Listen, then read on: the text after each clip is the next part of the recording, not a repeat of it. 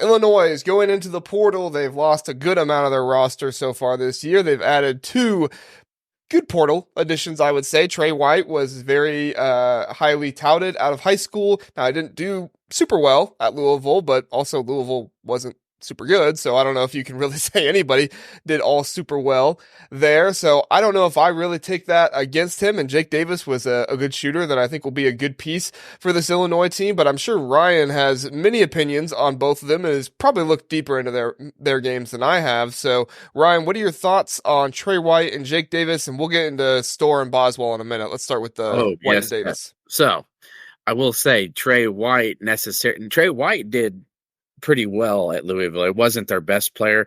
Actually, Sky Clark, former Illini, was their best player, but Trey White was right behind him. I actually was watching the 12-minute highlight reel of his highlights, but it was more of like, who was it against, game and score, how was he, playing? If they were down 20, was he moping? Like, he looks like, to me, a guy who got better from year one at USC to year two at Louisville. 6'7", shooting around 30% from deep, 75% free throw shooter, 6 rebounds a game. I mean, there's a lot to work with there. Like, that's not a guy that you're like, man, I don't know if he's got enough talent. What can we do with him? Very athletic as well. Not afraid to crash the boards. He's gonna be like a Ty Rodgers that can shoot a 3. Okay, like, he's gonna be a physical presence who can attack the rim, who you're gonna see getting a lot of putbacks, who they're gonna have to guard. They're not gonna just say, "Oh, let's let Zach Edey stand in the paint," and he'll be, that was a big Achilles heel for him, Rodgers, is that towards the end of the year, he was missing some easy ones and then not making threes. So, but yeah, so Trey White, I like the addition. And I can tell you this, with as many of these quality players as that they're coming to campus in Champaign, they're not just going to take anybody. Is what I'm trying to tell you. Like, no one was forcing them to take Trey White. So if they're taking him, that means they really like what they're seeing. And I like what I saw even from his 1 year at USC. I think he's going to be a nice piece off the bench, at least this first year. I don't believe he's going to start, but I think he's going to be a guy that's going to at least play 20 minutes. Now, Jake Davis, okay. Yes, played at Mercer, but, made 63 pointers as a freshman, true freshman. He made 63 pointers. Shot 85% from the free throw line, really good size. And I'm sure Russ, he went to Cathedral, and took the most charges in the state history of Indiana basketball. So he's a tough kid, played football, won state titles, really good size. I'm just not sure if they cut his hair, if he's going to lose all his power, So he's got long, flowy blonde hair, so we'll see how that works. But I like those additions definitely for coming off the bench. I think you're adding size, athleticism, rebounding, and shooting. So and Brad wants to keep all his guards and wings pretty much, for the most part, the 2s and the 3s and the 4s over 6'6". And he's doing that so far. And a huge weekend, JR. I know you probably want to talk a little transition with it, but Illinois' got some big time visitors this weekend and some coming next week. So, Kylan Boswell, as you mentioned, is visiting. Yeah, let's get to a question about White really fast, and then we'll get into him. Ryan, do you think White can handle the ball like Rodgers, though? Do you think he's going to be much of a ball handler for Illinois? I don't necessarily believe he's going to be a point forward, but yeah, he can handle the ball decently well. I mean, if you watch his time from a 16-year-old at the McIrvin Fire to just last year at Louisville, he's a guy that can bring the ball up, and not need to just give it away because he's got a guy in his face. So I'm not necessarily worried about him handling the ball. He's not going to be a point forward though. But he's going to be a guy that's going to be able to handle the ball and do what Brad and them need him to do. He might even be able to do a little bit of booty ball with like Damask did as well. It looks like he's got a nice mid-range game as well. Russ, looking at these guys, Trey White and Jake Davis, obviously you're a little bit more on the outside looking in, but these additions of these two guys, obviously, like we were talking about, White a year at USC, I think 1 year at USC, 1 year at Louisville, and I was say I didn't think it was 2 years at USC. But then Jake Davis coming in from Mercer, obviously they're going to bring in more guys than this, but just these two additions by themselves, what do you think, Russ? Yeah, I mean, Trey White, I think he was all freshman Pac-12 team too, his freshman year. So, he's shown some flashes. I don't think there was many defensive highlights on his Louisville film.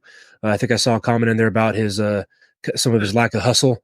And so, we'll see if Underwood can get into him and turn that around. But, I know we talked about Coach Cal and kind of the method he used at UK with the one and done freshmen. And I don't know how it feels to kind of be an Illinois fan that they're kind of the middle of the road revolving door. Instead of having freshmen that leave for the NBA or whatever, they're getting these transfers that are, after 1 or 2 years they're coming in, and then they're transferring guys out like Dane Danger, and it sounds like Coleman Hawkins isn't even coming back, but might be looking at playing somewhere else possibly if he doesn't go to the NBA draft. And I know it seems like maybe Domask, they're not expecting him to win. If they're doing after this many transfers, I don't think they're expecting him to come back. And so, I mean, it's a lot. Like, they've got to replace. I mean, they're getting good pieces, but you're talking about losing Damask, Terrence Shannon Jr., and Coleman Hawkins. Do these guys, are they going to come close to replacing that level of production? And are they all going to work out, and are they going to mesh well? Because some of these guys, like AJ Storr, had a great season at Wisconsin. He had pretty much all he could want as far as being able to play his game. Is he going to get that at Illinois? Like these, and like I said, with Davis, there's some hustle issues, and with White, there's hustle issues. With Davis, he's coming from Mercer. Is he going to be able to make the step up and produce? So, I mean, it's just I think it's a big gamble to continue. I love the devil's advocate, Russ. Love it. What's that? I love the devil's advocate.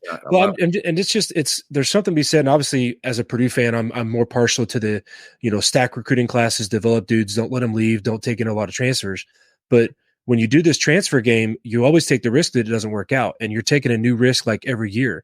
And at some point, it's not going to work out. Maybe he does always make it work out to some extent, but you're taking a risk every single year as opposed to going, okay, I know this guy's going to steadily step up production each year. Okay, this guy's going to take that guy's role. So, I mean, I don't know how it feels as an Illinois fan to be tracking all that. It can be exciting, I guess, because you're like, okay, what toys are we going to get to play with or root for this year? But that's the one concern I'd have. Yeah. So in regards to that, like, I'm not sure really, I hadn't heard much of and trust me, I keep my ear to this daily. So the Hawkins thing is, I think he's just ready to be done and wants to go on to pursue the NBA thing, and we'll see what happens. He's going to go do the combine and see and put his best foot forward. And, I'm more power to him. We love Coleman. And if he wants to go, play professionally and be done with college he's accomplished a whole lot, and I think he is ready to just be a pro. And if he wants to come back, I can promise you Illinois would bring him back. And if they are going to add someone to replace him, which you have to recruit though, like someone's not coming back, especially when he's going to go test the NBA waters. You can't just say, well, we're not recruiting somebody for Coleman, so if he doesn't come back, we're screwed, because that actually happened a few years ago with a certain player where they were like, oh, yeah, he'll be back, and then, oh, he was not back, and, oh, we don't have great depth. And then with Damask, they're really trying hard. He's hired an attorney. He's hired attorneys to see if he can get that 6th year because he only played 10 games in 2019. And then when COVID happened in March, that cut their season short. They didn't have a postseason, so he would have been under that 30% threshold or whatever to get a red shirt. So that's kind of what they're looking at now. I think they think it's unlikely, not impossible. So they are definitely recruiting as if he's not coming back, because I think you have to put yourself in the best predicament to succeed. And so far, Brad has done that pretty well. I think 3 or 4 years in a row, 3 of the last 4 years have been pretty good with it. 2 years ago, oddly enough, when you're saying, stacking classes, that year where it was a bunch of high school recruits really is the year where they got screwed kind of. So, they were not everybody can recruit like Painter. It's okay. Yeah. Yeah. Okay. Kofi, Io, I can continue Trent Frazier. Anyway, it's fun. It's fine. They're picking up on it. Classic Illinois versus Purdue battle. Who says there isn't a rivalry? This is the kind of stuff you get on the College Huddle. So that's the kind of stuff we like. That's right. But. Yeah, exactly. That's what we're doing it. But so as he brought up, unless you want to JR, you want to segue me to the AJ Storr Boswell stuff, that's fine. Yeah, sure. We can get into that. AJ Storr, he's been linked with predictions from a couple of different. I think 24/7 was the one that gave him a prediction to go to Illinois. I haven't seen a prediction for Boswell yet. Have you seen a prediction, Ryan, or is that? Yes, Eric Bossy actually put in his prediction, Kylan Boswell to Illinois, and I just want to make it so we're all on here, and this is recorded. And I'm going to actually tweet about it. And, if you want to use the huddles and say, Ryan is saying Kylan Boswell to Illinois, I'm going to say it right now. I've been told by everybody that makes me and my sources, Kylan Boswell is going to be in Illini. He's visiting tomorrow. No, he's visiting Friday.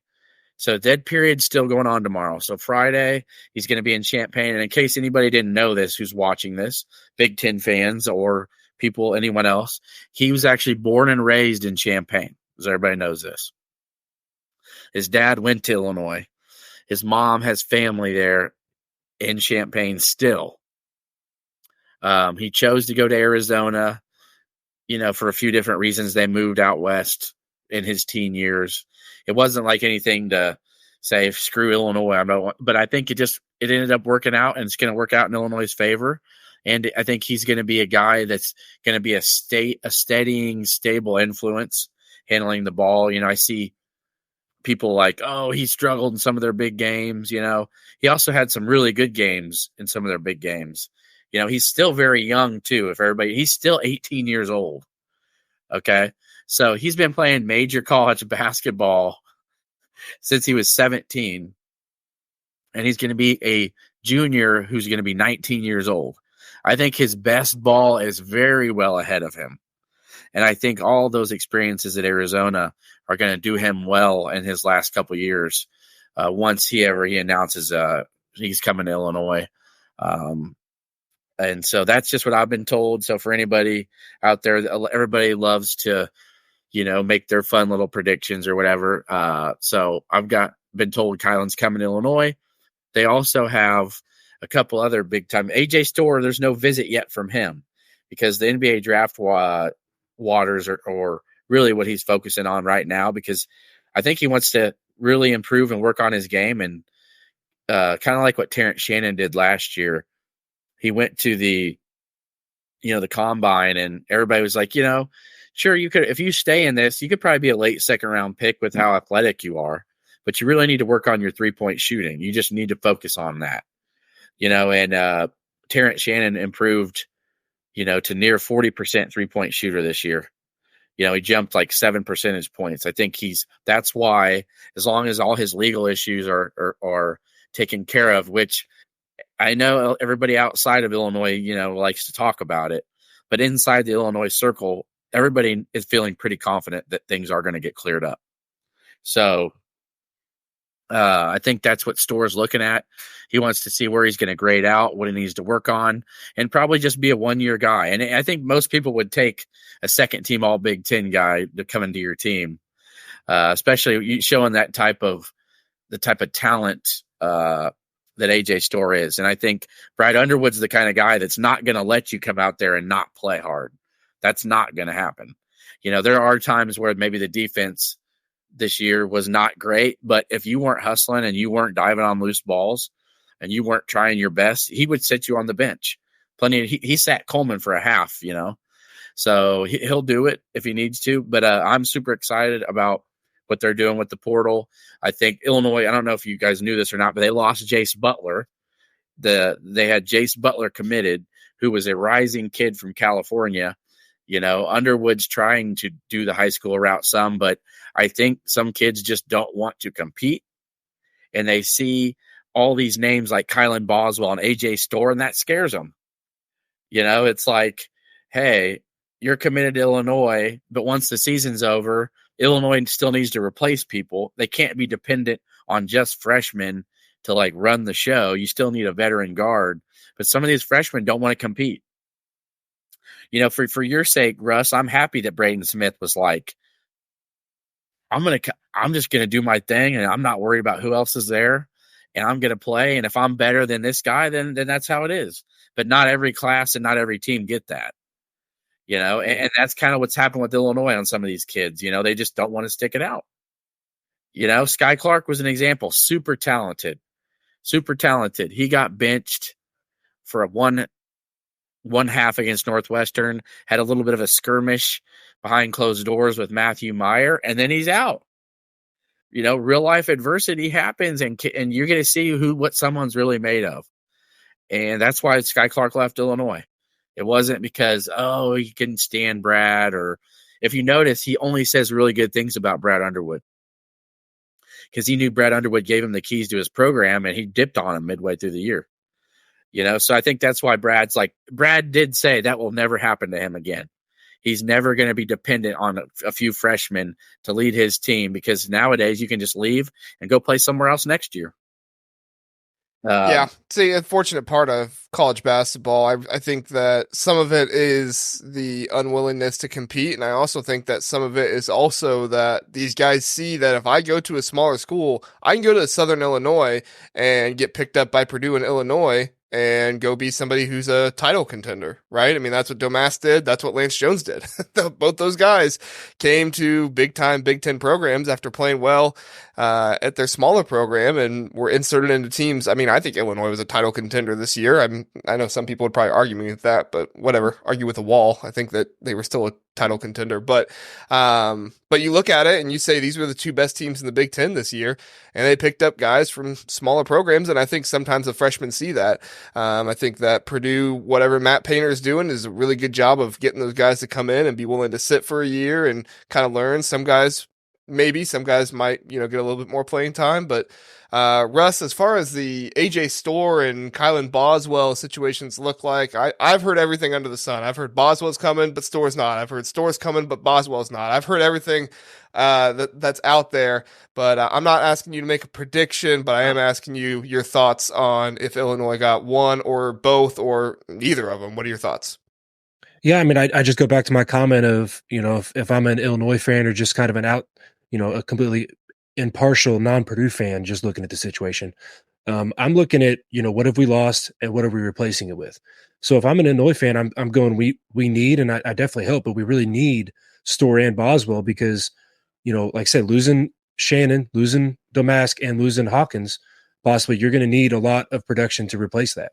You've got other guys and support pieces coming back that maybe they step into a bigger role, but you've got to be able to fill those spots and fill that production to be able to even repeat what you did, let alone if you're going to try to improve on what run they made this year. One last one before we jump to Michigan portal. Kerry Booth from Notre Dame is, just so people know, is the Coleman Hawkins replacement in case things don't work out or they feel like, as of now, that Hawkins is going to leave. So if they take a commitment from Kerry Booth from Notre Dame, who, by the way, Micah Shrewsbury loves, okay? He's literally Coleman Hawkins. He's 6'10", 210 right now. He just played his first year at Notre Dame, shooting in his mid to upper 30s from three. The Illinois staff loves him. He's going to be on campus this weekend as well with Kylan Boswell. So I'm telling you. I'm curious, Ryan.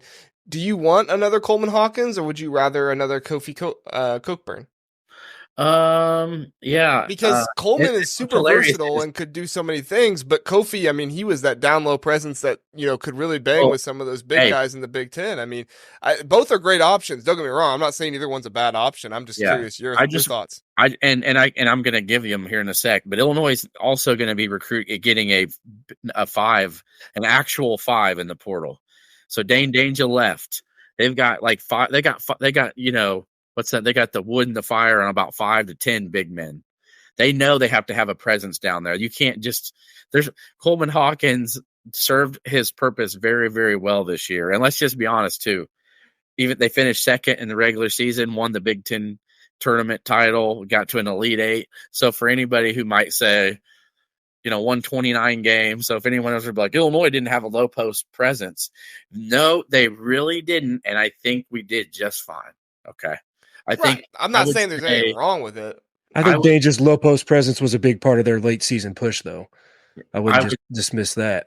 Say that again. I said I think Danger's low post presence was a big part of that run in the postseason, though. So I would say he very, very helpful, correct. But also, what was it? They had won 23 games prior to that. So, you know what I mean? But it's he had his moments and he had his teams that you just knew he couldn't play with. Like if he was getting doubled, you couldn't play him because Northwestern was a team that was going to post trap and he was going to turn the ball over.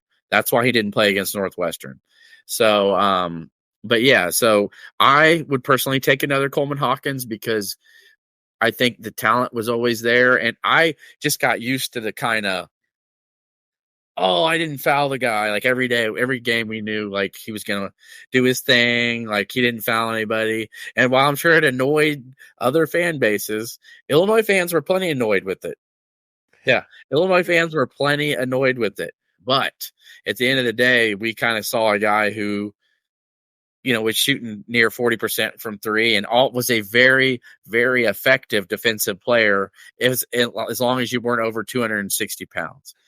If you looked at his I'm just being honest, Russ. That's what I was going to say when JR asked that question. I was like, well, Edey had his way with Kofi and with Hawkins, so it'd be interesting to hear which one they'd prefer. Oh, stop.